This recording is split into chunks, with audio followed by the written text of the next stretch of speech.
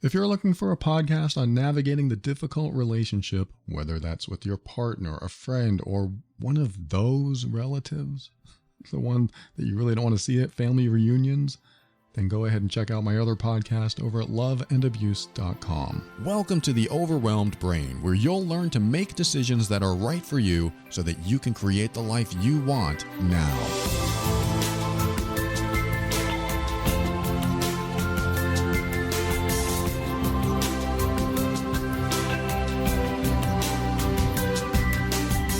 Welcome to the show. My name is Paul Coliani, and I am here to help you learn how to deal with difficult people and tackle life's challenges without compromising who you are. This show consists of my personal opinions and is meant for informational purposes only. Always seek a professional for your mental health and well-being. I guess I'm a professional too, but not that kind of professional. Seek a mental health professional or a therapist or whatever, if, you need it. I don't like to push anything on anyone. I'm actually all about pursuing the self-help route first. But, you got to make the disclaimer just in case it's a little deeper than you can handle yourself or you need to talk to somebody else. I highly recommend it. So that's why I say that.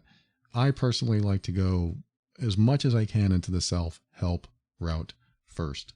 And that usually means asking myself a lot of questions, especially when I get emotionally triggered. I used to walk around with emotional triggers all the time. I used to be ready to be triggered. I could be triggered by something that was seemingly innocuous and it would make me upset. And so I finally started healing by asking myself questions. I've talked about drill down questions in the past. And they're basically questions that go deeper and underneath what you're experiencing, or in my case, what I was experiencing. If I felt jealous, in my past, I used to feel jealous. And so I'd ask myself simple questions at first, like, why are you jealous? Why are you jealous, Paul? Well, I'm jealous because, and then I would come up with an answer. And then I would dig into it even further. So let's just say my answer was because I'm worried about competition. I'm worried that my partner is going to like that person more than me and leave me. There's actually two things in there. I said I'm worried about competition, which means I probably have a low self-esteem or low self-worth, because if I was worried about competition, how do I feel about myself? So that might be in there, and I need to dig into that. And I'm not really thinking this now. This is in the past when I used to be jealous and possessive and controlling and all kinds of stuff. So I am not that person anymore, but I learned a lot. I learned a lot on how to dive into my own stuff and then share that with you. I come on the air and share this stuff with you, and I try to share everything I know. So those are called, in my book, drill down questions. And when you ask yourself drill down questions, I say keep drilling until either the drill breaks or there's absolutely nowhere else to go. You can't go any further, any deeper.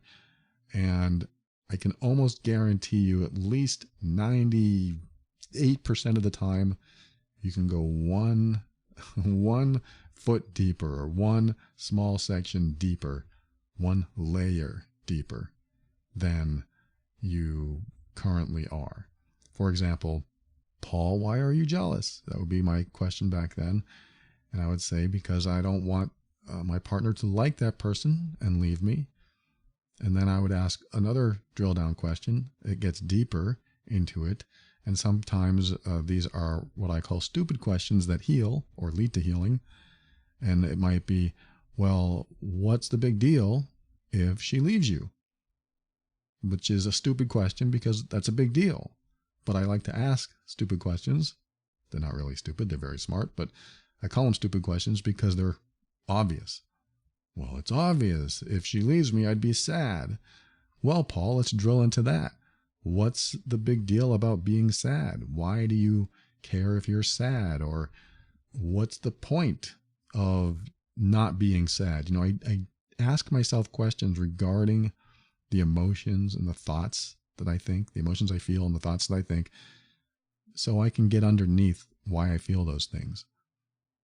And so I've talked about this a lot in other episodes, and I'm not going to get into drill down questions today. Well, we'll see. I have an email I'm going to read, and we'll see if we get into any drill down questions. But I like to share that with you because it was a major part of my healing.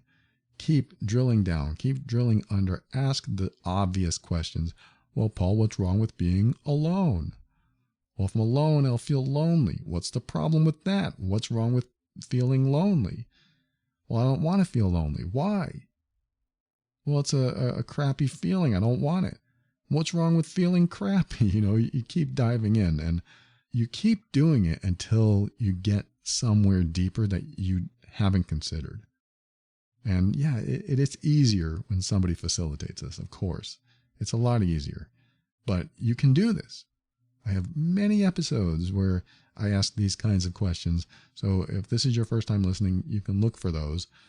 And I even have an article called Stupid Questions That Lead to Healing at theoverwhelmedbrain.com. And that's going to guide you as well. So I guess I just thought of that to open today's episode. And I hope that's helpful to you. Don't ever think that this is it. This is all you get. And this is all that life is. Because again, I'm 98% certain that you haven't drilled down or dug deep enough when you think you're stuck, when you think there's no more. There's usually more. There are usually things that you haven't considered, or maybe you have considered them, but you haven't gone the depth that I like to go in myself, like I'm sharing now. Like I like to go to the worst case scenario. Like how bad is it to be alone? And then I'll say, but if I'm alone, I'll feel unloved. How bad is it to feel unloved? Why is that a bad thing? How bad is it to feel unworthy? Why is that a bad thing? These are important questions when you're feeling down, when you're on the verge of being emotionally triggered, like I was for many years. These are important questions, or any questions that you ask yourself to help you reflect are important. So my first step into helping myself is the self-help route. And then if I can't figure it out, I go to someone I trust, my fiance, my partner, Asha. I ask her, like, something's going on with me. I want to talk about it. I can't get past it. And she's usually a little bit more assertive. She will get straight to the point, and she actually has a lot of experience in helping people uncover what's going on under there, because we both have a background, a training in different mental health areas, and it's very helpful when you find someone like that. But at the same time, your partner or close people can't always be your coach or your therapist. Sometimes you're so close to someone that they're kind of in the circle, and because they're in the circle or in the same fish tank, you really can't address some issues because you're both involved. It's like I'm close to some things in our lives, or I'm close to everything in our life, but if she were to ask something that upset her, and I was part of that upset in some way, even if I wasn't the cause of it, but I was part of it, I knew a lot about it, I may or may not be the best person to ask, because I have biases. I have my own perceptions, because I've been in the relationship for so long. Those perceptions might be skewed by what I already know. That's why it's a lot easier to work with people that I don't know well, or I don't know their challenges, because if you don't know someone's challenges, then you don't have history to skew your perception or make you say things that may not help them, if that makes sense. I mean, if you know too much about somebody's challenges, then you're more likely to think about it consciously instead of help guide them from a very disconnected viewpoint. Because if you're too close to someone, you're more likely going to guide them from a place of emotion and love and wanting them to be in a better place, which I believe everyone should do that anyway. But it's a little harder because you're so close to them. And if you were to guide somebody with love who, let's just say, broke the law, and the right thing to do is to turn themselves in, Your love might be to keep them free of going to jail. That's a thin ice topic I'm not going to get into right now, because yes, decisions for helping people should be done with love and care, but sometimes it can skew our decision-making process, which is why it can be helpful to be a disassociated party, a disconnected party, which is why it can be helpful to find a mental health professional if you need one, when you need one, or at least someone that you trust that may not be so involved that they might have a certain opinion that might not be as helpful as it could be. So anyway, thin ice stuff. I'm not going to go into that. I'm going to get into this email who this person wrote. She said, "Thank you for your podcast. I feel like a big part of the listeners are retired people pleasers. And I was really wondering how to deal with people pleasing your own therapist." Speaking of mental health professionals, retired people pleasers, that's an interesting perspective. I think it's probably half and half. I think half the people listening now are people, well, not half, maybe a quarter. A quarter of the people listening now maybe are people pleasers, and maybe the rest are working on it, are better at not doing it, or are retired. But I think it's a mixed bag, really. So they go on to say, "I have had the same therapist for 6 years now, and she is very chaotic. She is always running late and talks about her own situations often. Maybe it is to make the situation more relatable, but I do feel like sometimes the sessions benefit her more than me. A few weeks ago, at the end of a therapy session, she mentioned that she would be out of the office for a month and a half. I felt very unsafe that she didn't mention this before, and that we didn't have like an emergency contact plan or sheet, but I didn't say anything on the spot. Last week, I was able to send her an email explaining that I'm doing okay, but that it felt unsafe for me, and I can tell that I'm withdrawing or creating distance. I feel like after I sent her this email, it really triggered her anxiety. She started texting and emailing to hop on a call with her, and I told her on both text and email that I'm really okay, but just wanted to inform you that this is what it meant for me. I didn't feel safe. I was trying to figure out what I'm going to do if you're not going to be there. I wasn't able to hop on a call with her because I was at work, and I also actually didn't feel like I wanted to, and was now doing this just to make her feel better again. Okay, I really look forward to your input." Okay, well, thank you for sharing that.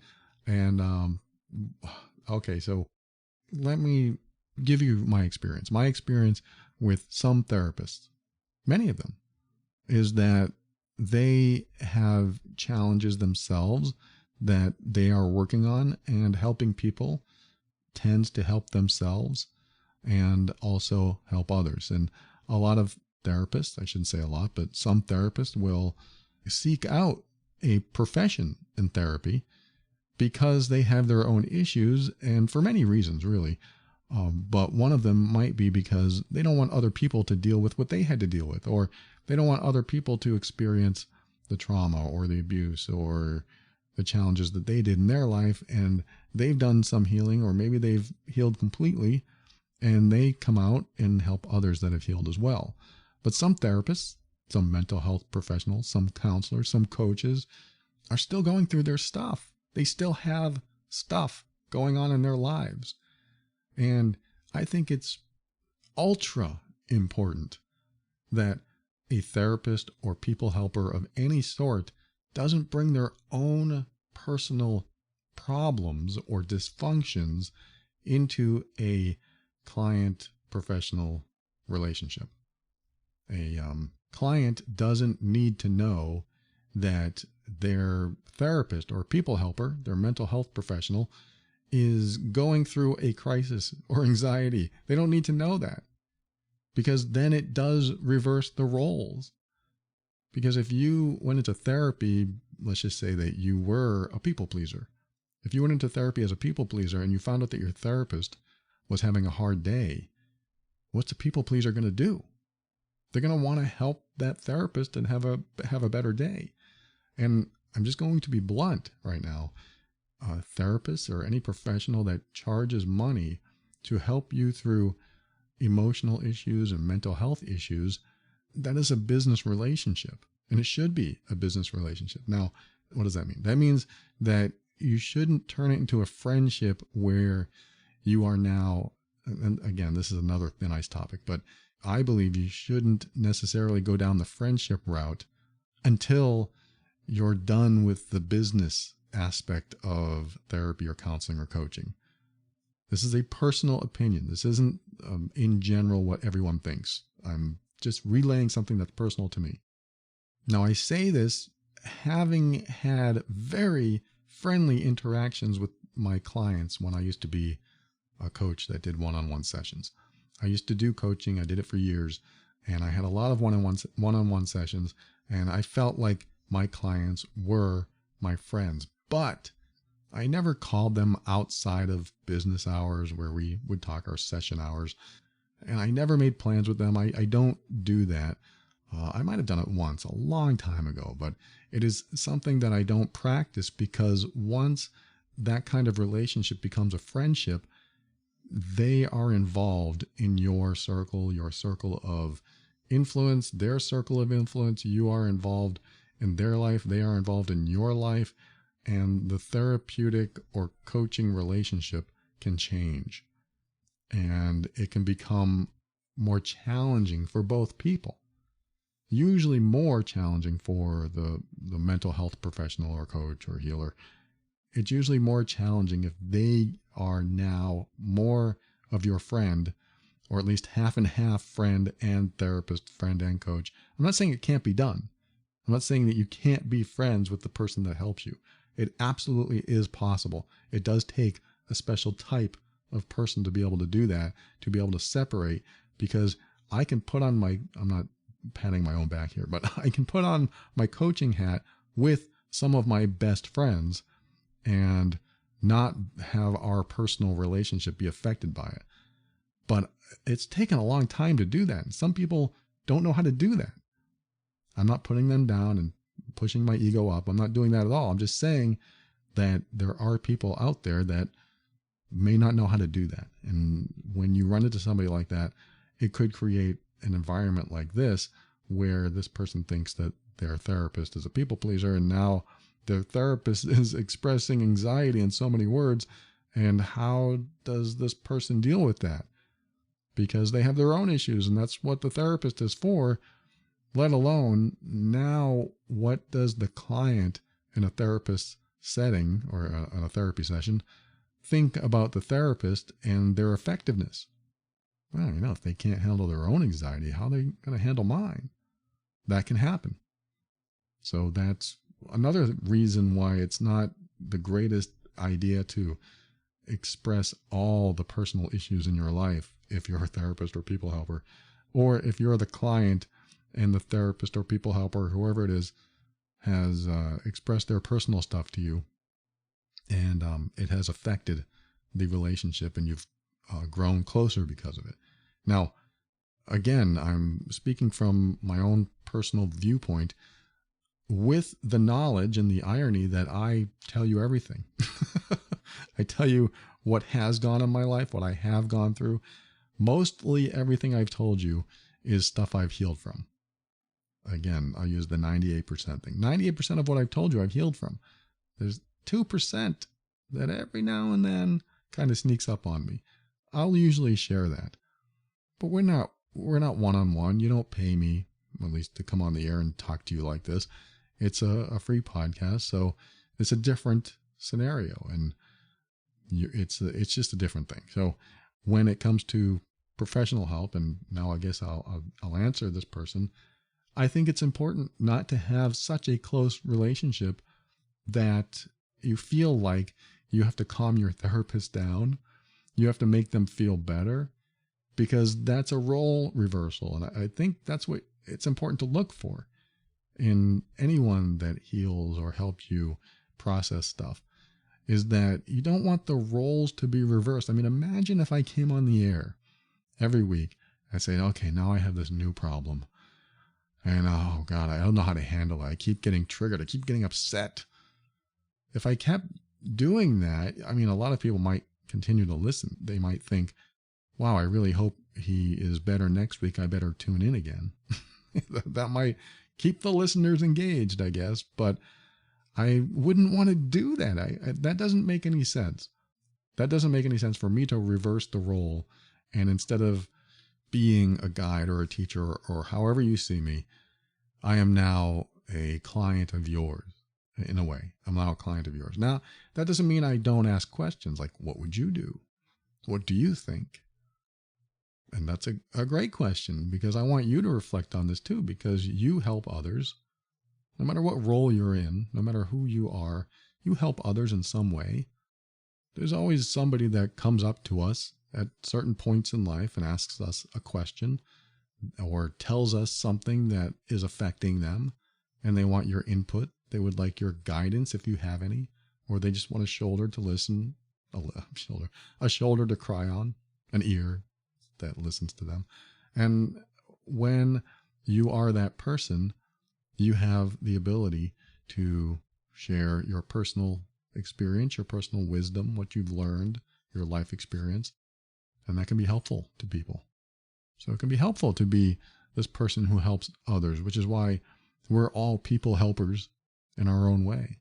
And some of us are more than that. Some of us have that as a profession. Some of us make a podcast on it. So we all have our own experience in life and our own challenges that we've dealt with and hopefully healed through that we can share with others. And that's a different story. I'm not talking about a personal connection and somebody wants your advice or anything like that, but I am talking about the professional atmosphere that this person presents and their question to me about what's your thought on this? I think if I was too close, this is my answer. I think if I was too close to the person that is supposed to be, I'm supposed to be getting their input, their advice. I'm paying them for their input, their advice. I really don't want to deal with their, how do I say this nicely? Their challenges. I want to say dysfunctions. I don't want to say that though. I don't want to say their dysfunctions or their toxic behaviors, but their challenges. I don't want to have to do that because I'm working on myself. That's what I pay you for. Now, at the same time, I do believe that any professional should say, I'm not qualified to help you, or I'm not the right person for you. I think that's a very good piece of advice for someone who doesn't believe they can help the person that they're trying to help. That doesn't mean that this person who wrote has a bad therapist or the therapist was wrong or anything like that. It just means that it's important for any people helper to understand their limits and their limitations and say, there's not much more I can do for you. I mean, I've heard stories like that. The therapist said, there's nothing more I can do for you. And some people feel like abandoned when that happens, but you should be grateful in a way when that happens because you get the wrong person to help you. Doesn't mean they're a bad person or not smart. It just means that they knew their limits. And some people have more specialties in areas that maybe go beyond what they can do to help you. So they'll share with you that they don't have that capacity to help you. And that's very good. It is very good when your therapist says, I'm sorry, I don't know how else to help you. I can't move forward with you, because there's somebody else out there that can, and you don't want somebody to continue working with you if they're limited in how they can help you. And so with this person who wrote, and again, these are all personal opinions. If you have your own situation or your own circumstances, I'm not talking you out of doing anything or into doing anything. I just want to give this person the answer that would work best for them. And I think the answer that works best in my perspective or my viewpoint is you ask yourself, am I comfortable sharing with this person? Am I comfortable speaking about my issues, even though I know they have issues too? Am I comfortable sharing about my fears, my pains, my worries, my concerns, even my wins? Am I comfortable sharing all of that? And, because I'm not finished, and am I also comfortable with the advice or suggestions or their guidance? Am I comfortable with everything they do for me? Even though they have these other challenges in their life and they seem like they're people pleasing and they have these other things going on and I know about them. Am I still comfortable with the relationship, the professional relationship that we have as it is? And am I gaining anything from that relationship? Are they effective is another question. Are they effective for me? I look at therapy or coaching or any type of healing as something that should be pretty effective pretty quickly. Not everything can be that way. I had a client for over 2 years. We met once a week, and we were able to get through a lot of stuff, but he had a lot of stuff going on in his life. And so we worked together once a week until we got to the point where I said, I don't think I can be effective for you anymore. And he appreciated that. He said, well, that's great. Thank you for sharing that, because I think that's what needs to happen too. So we were really simpatico. We were in sync with that, where we both realized, hey, this is the time, because there's nothing else to talk about here. You've gotten through all your stuff and we've talked about it all. And I think you can handle this on your own. And again, he appreciated that. He appreciated that I was able to recognize it, and he was also able to recognize it too.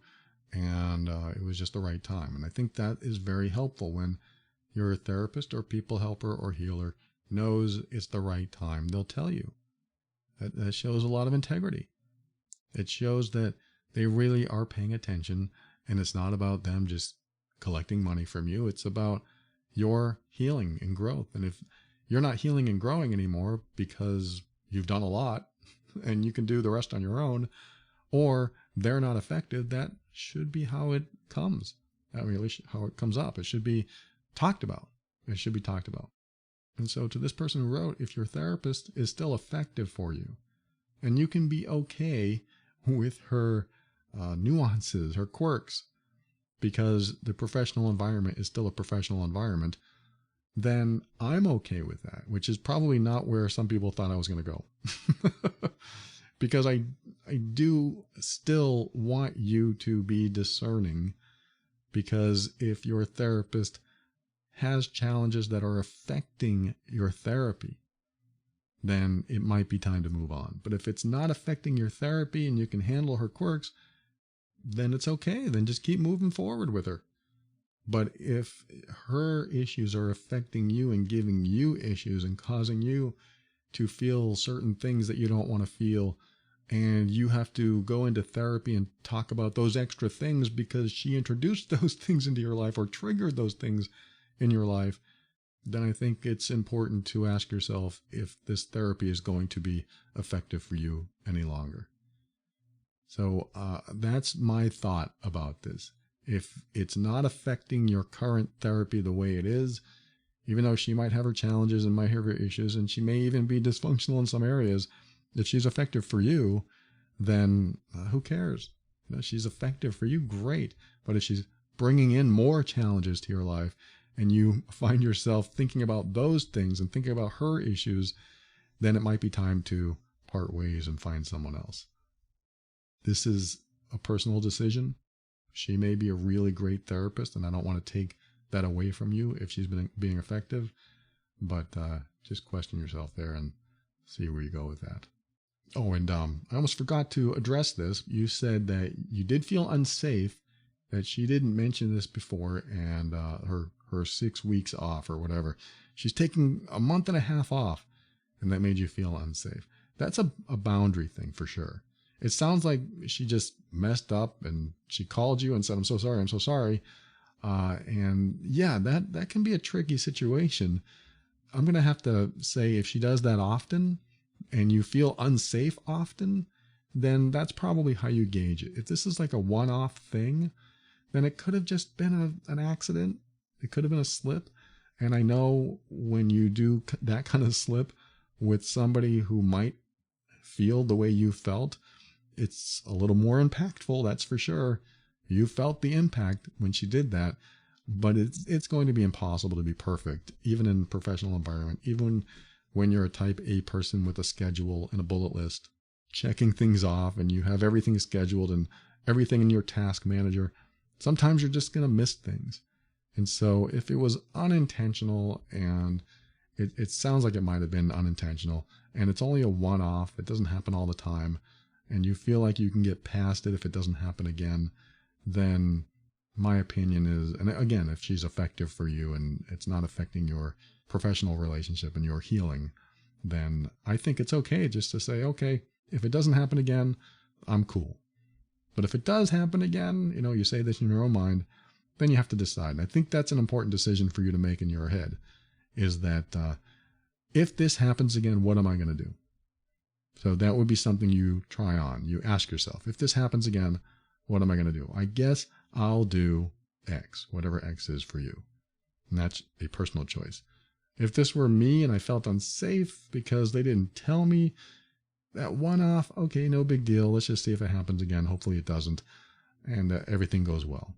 But again, it depends on if they're effective for me or not. So now I did leave out the comment that you made that said you've had the same therapist for about 6 years and she's very chaotic. She's always running late and talks about her own situations often, and maybe it is to make the situation seem more relatable, but I do feel like sometimes the sessions benefit her more than me. I left that out. First of all, it was an accident. I didn't mean to leave that out. So I'm going to add it in right here. And the reason I want to add it here is because we talked about how if someone is effective for you and you can handle their nuances, then it'll be okay. I mean, you can you can decide if it's going to be okay or not. But my goal is to get someone in a professional environment to be professional and not make it about them, make it about you. But like you said, maybe she shares her own stuff to be relatable, something I do. I share my own stuff to be relatable, but also because I share how I've gotten through it, which should hopefully give you some tools to get through stuff as well. But one thing you said was that you do feel like sometimes the sessions benefit her more than you. And you need to determine if you are benefiting at all. Are you benefiting? Do you feel like she wastes too much time on her own stuff? And if you think that it's benefiting her more than you, are you helping her with her own stuff? So I'm going to leave you with this, is that if you find yourself helping her through her stuff or giving her different perspectives or anything like that, then the therapeutic relationship professional relationship is dissolving. The professional relationship is you pay her to help you. Yes, they can be friendly. Yes, you can interact. And it's my opinion that you can share your own stuff, although in many professional environments, they don't do that. They're told not to. But some people do, which I'm a fan of. If it's going to help their client, you can share your personal stuff. But if it becomes the client helping the therapist or people helper or healer, then who's paying who for what? And I'm not saying it's bad necessarily. It just depends on your original arrangement. But I really think that if you are trying to get better and heal and work through your stuff, then that's what they should be there for. So I'm going to leave you with that. There's probably some stuff that I said that maybe you can think about, or maybe you've come to a conclusion, but that's my take. It's something I don't really talk about. I don't talk about other mental health professionals and how they do their job, and I'm not even qualified to do that. I'm giving you my personal experience, which is all I've got in this area. I mean, I can tell you what I would do if it was my mental health professional doing this. I would probably be anxious by their anxiety. I would probably get anxious because I'm not here to soak their energy in. I'm not there to soak their problems in. I've got my own problems to deal with. And if they can't leave that out of the picture, because I know we all have problems. No person is perfect. We all have problems. That's not the issue. The issue is it bleeding into the therapeutic session or environment? And that's where I would want to make sure it didn't. And if I have to talk to my therapist or coach or whatever and tell them, hey, look, you're bringing all your personal stuff in here and it's really making me uncomfortable, then they're probably not going to be the right person for me, because I shouldn't even have to bring that up. That should be something they have already learned, or implemented, or that should be something that they detect in me. That should be something they see, like my body language, my faces, my inflection and my tone when we talk. So they're sharing something about their life. Am I curious? Am I getting into it with them deeper? Is this something that I really feel is helping me? They should be able to tell, or at least some of them should be able to tell because of their training. And so this just all comes down to the type of person, the type of training they received, and how you feel with them. And if you're feeling at all uncomfortable, you certainly have a right to say, hey, this is my issue. Let me just tell you the rest of it. Bring it back on topic. And if they follow suit, great.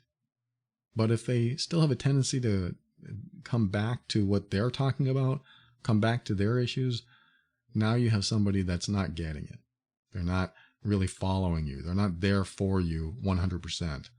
They are still stuck in their own stuff, and they might need to talk to somebody about that. Again, I'm not qualified to tell you who to listen to, who to talk to, and what works for you, what doesn't. I just like to look at any particular relationship, any professional relationship, and make a decision based on, am I getting a good return on my investment? Is this worth my investment? Because money is something we work hard for, and we give it to people that we hope will help us and do something for us. And if all you're getting is a friendship out of it, and you like that, if that's what you want, great, your money's well spent. But if what you're getting is, what you're trying to get is healing, and you find yourself helping them a lot more, and it's really dragging you down or de-energizing you, that's something you have to make a decision on. And it's an important one, because there can be more effective therapists, more effective people helpers and coaches and healers out there that might be better suited to help you. There's usually the right type of person for the right type of person. Sometimes you have to find the right type of person to help you. I hope I'm the right type of person to tell you this. I hope this helped. Thank you so much for listening to another episode of The Overwhelmed Brain. I'm going to read you the patrons of the week. These are the financial backers of the show. I call them patrons, and they are Larry, Anna, Michelle, Angel, and Crystal. Thank you so much for your patronage, for supporting the show. They value the show, and they decided to give back using money. I hope you're getting a good return on your investment.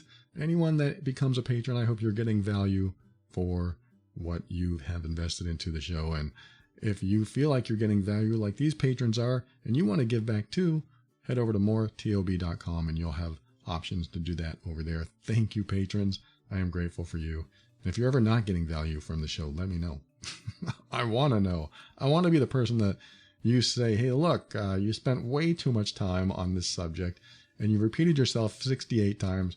We don't need to hear that. Okay, good to know. Thank you so much. I will take that into account next time. So thank you, patrons, once again. And for showing how to navigate the difficult relationship, head over to loveandabuse.com. I've been doing that podcast, Love and Abuse, since 2019, the beginning of 2019. And that show has gotten more and more popular because, unfortunately, there's a lot of difficulties in relationships, a lot of dysfunctional behavior, toxic behavior. And I talk about all of that over there, loveandabuse.com. And if you find that you're the difficult one in the relationship, head over to healedbeing.com, and I have a robust program to help you navigate through the difficult relationship, and maybe even give you the best tools to help save your relationship if it's on the verge of failing. That's healedbeing.com. And finally, thanks to Kevin MacLeod of Incompetech.com for some of the music transitions in The Overwhelmed Brain. And for my final words, I'm going to read this message that is inspiring, and I want to read it. It says, this person wrote, I just had to write to you to share something. It's actually scary too. To share something that happened today. I've been really unhappy in my job, and I decided to push out on my own to run my own business. It's a couple weeks until my contract ends, and my work has just called and offered me a 40% pay raise to change my mind. Wow. Guess what I said? I said no. No amount they offer me will make me change my mind, because the job will still make me unhappy, and I deserve to do something that I enjoy. Thanks to your podcast, I know my worth. I know I deserve happiness, and I have built the strength to believe in myself. So thank you. I'm tearing up. That was such a powerful, beautiful, scary message, because imagine that. Imagine you're going to go out on your own and do your own thing, and your boss or whoever comes to you from the job you're quitting and says, we want to give you another 40 or 50% than you're making now. Whoa, what an offer. But it's more than money. If you are doing something you hate or you even dislike, and you're spending 8, 10, 12, 15 hours a day sometimes for people, if you're doing that every day and you really want to get out of that, so you go out and you decide to do your own thing, something that you enjoy, and then they say, we'll give you more money to continue doing what you don't like. What do you think? So it's scary, right? Because money, it's like, I want more money. Yes, of course. But it's so scary to say no. And this is one of those things where you have to weigh what you know against what you don't know, and what you know you don't like against what you don't know will happen. This is very similar to relationships. Like if you are in a relationship that is very difficult, and no matter what you do, you're just not happy, they're not happy, maybe you're always fighting, you know what to expect pretty much. Almost on a daily basis, you know what to expect. You know if nothing changes, nothing will change. So there you arrive every day in the same relationship with the same stuff happening over and over again, hoping it will change, but it never does. And then you think, oh boy, I better get out of this relationship. I mean, you might think this. Maybe you have to do this. I better get out of this relationship. And then they say, I promise I'll change. I'll be the person that you met. I am so in love with you and I want this to work out. I'll do anything. And so you think, wow, if it's true, this will be great. And so maybe you stick around a while and they do change for a few weeks. And then it's back to what you don't like.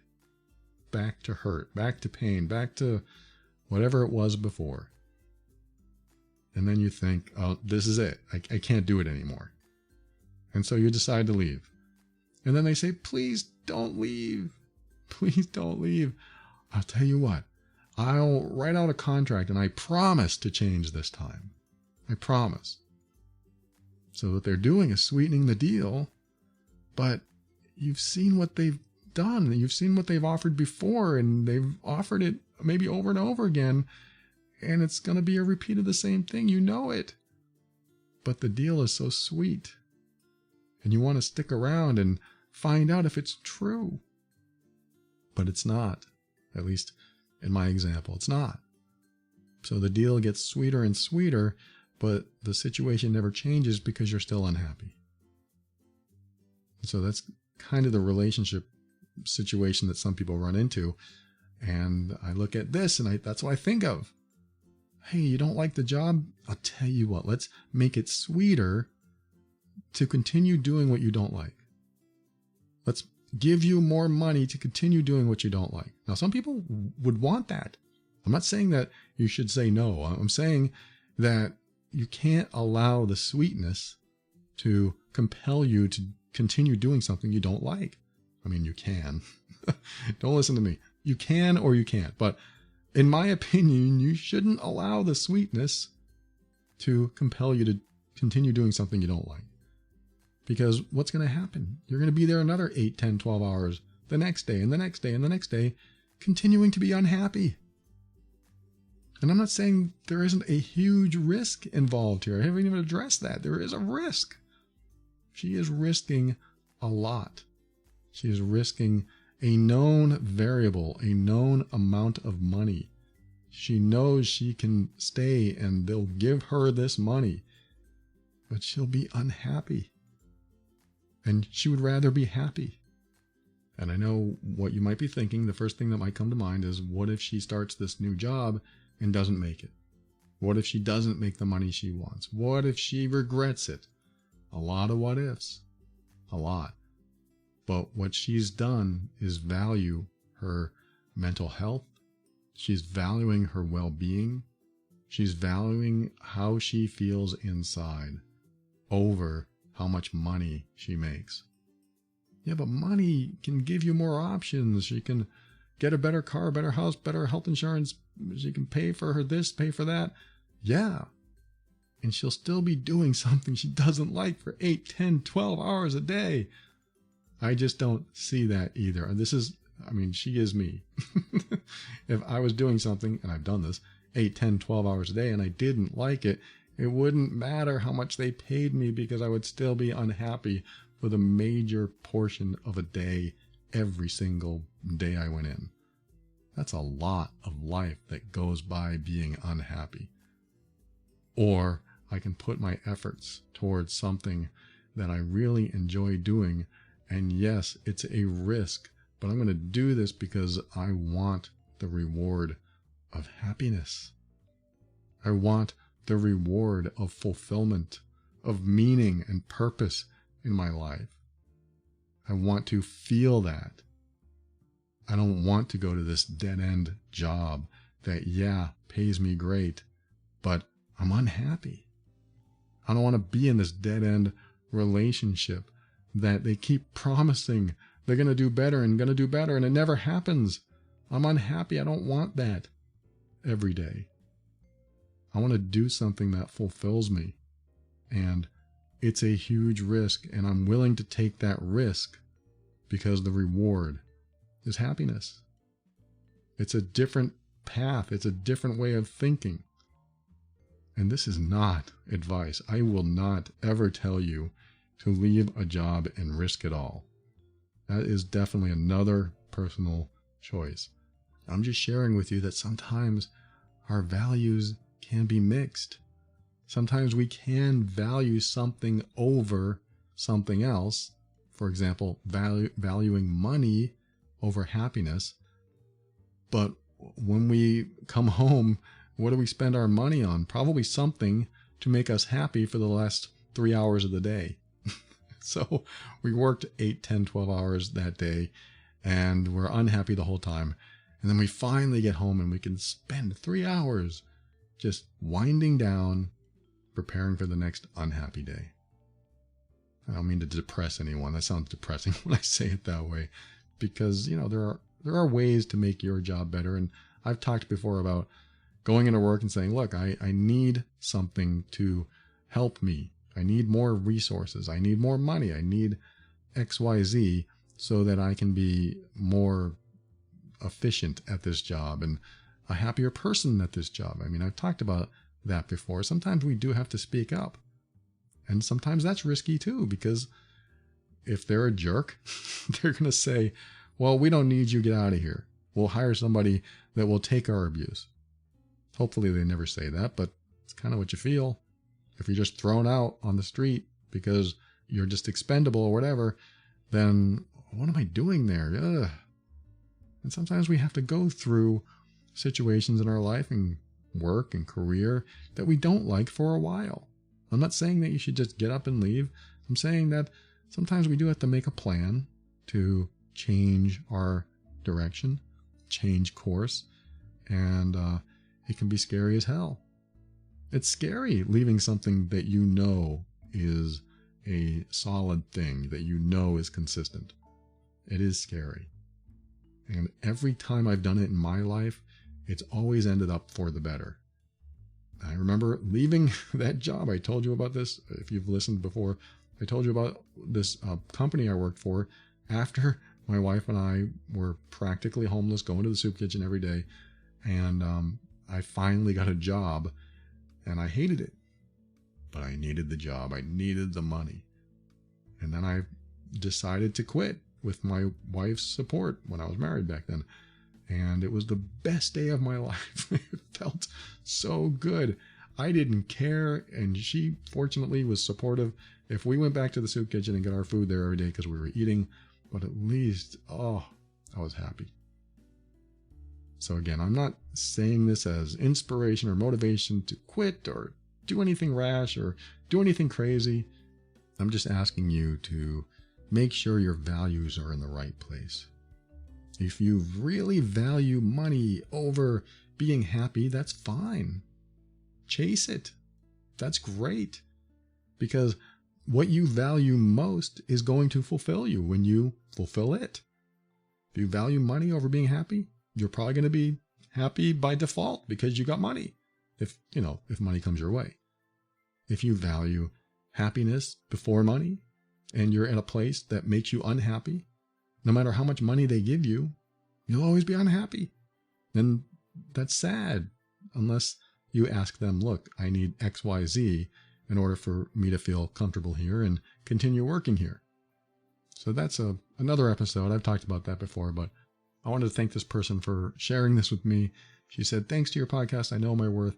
It wasn't me. I just reminded you of your worth maybe, or told you how to find it. Told you it was there. You just had to dig a little deeper maybe.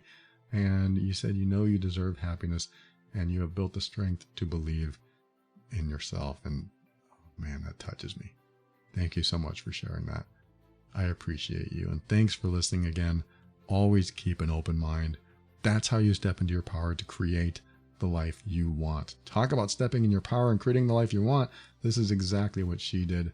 She is taking the steps that I tell you to take every week, the steps to grow and evolve. And sometimes that involves risk, yes. But you are powerful beyond measure, so you will find the strength to get through anything.